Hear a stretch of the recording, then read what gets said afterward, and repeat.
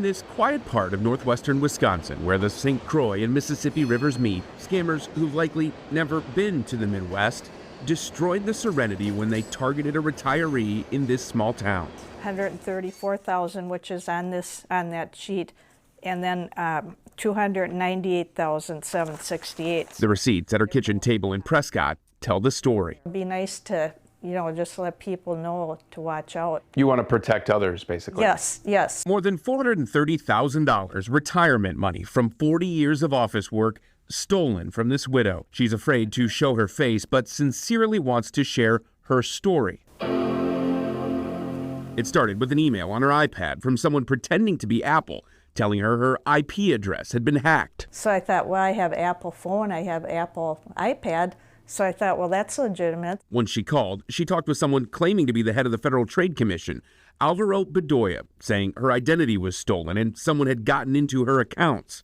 Anytime they got disconnected on the phone, they called back immediately. This message, the person on the other line claims to be Bedoya, but can't even say his name correctly. Hi, ma'am. This is Commissioner Alvaro Bedoya here.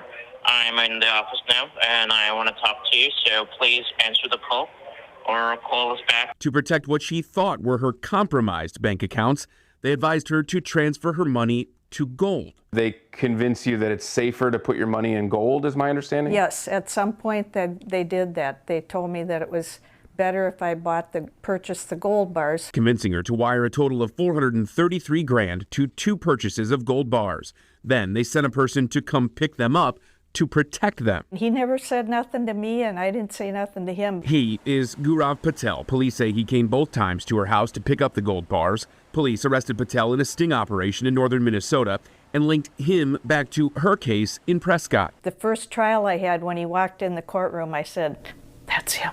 Lieutenant Christopher Stewart led the investigation and discovered just how far Patel was traveling. And you could see in there that he was traveling through Minnesota, Wisconsin, Illinois, Indiana. He was traveling all around the upper Midwest Great Lakes area. G. Liang, 24 CF 103. In Waukesha, prosecutors also charged a courier. Junji Liang is accused of scamming a woman out of more than $700,000 in cashier's checks and gold bars.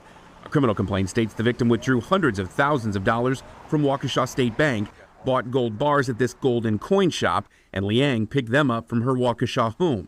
Liang was traveling across the country, flying from Houston to Chicago the day police arrested him in Waukesha. In the high-level view, it is individuals who are preying on the men and women of this state through fear. The scam is hitting Wisconsin hard. 49 known victims here reported to the FBI. More than $13 million stolen, an average of more than $250,000 per person. FBI Special Agent in charge, Michael Hensel, says the scammers target people who are older with more savings. If you think about people's livelihoods, right? I mean, we're at people who are involved in these schemes, who give money to these couriers, who lose their entire life savings. Police in these 2 cases arrest the couriers, the bottom of the food chain in what is likely a cross-country scam that originates overseas. There's a huge percentage of this fraud schemes that are perpetrated by nation-state actors, other countries, and individuals within those countries. Is the FBI working to prosecute those higher up on the food chain of the scam? Yeah, and that's our goal in every one of our cases. The ordeal shattering this woman's sense of peace. It did put a strain on me, for sure. It made me worried. I told my financial advisor, I'm afraid to go to the grocery store and write out a check because I might not have enough money in my account. Patel pleaded guilty in Minnesota and Wisconsin. In his sentencing hearing in Wisconsin, Patel told the woman he's sorry in court and was ordered to pay back that cash, saying, I know it's a pretty big amount, but I can try to at least make it right, end quote. After 233 days in jail, Patel was given probation and deported back to India. Have you gotten any of that money back? No.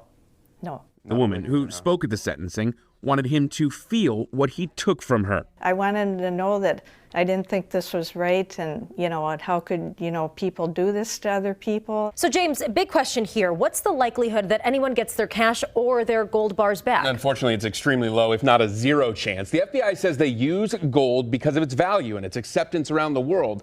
The victim that you just heard from, that we spoke with, says that she stopped the scam because she believes one of the scammers on the inside called her and admitted that the scheme was happening. All right, James Stratton reporting for us. Thank you.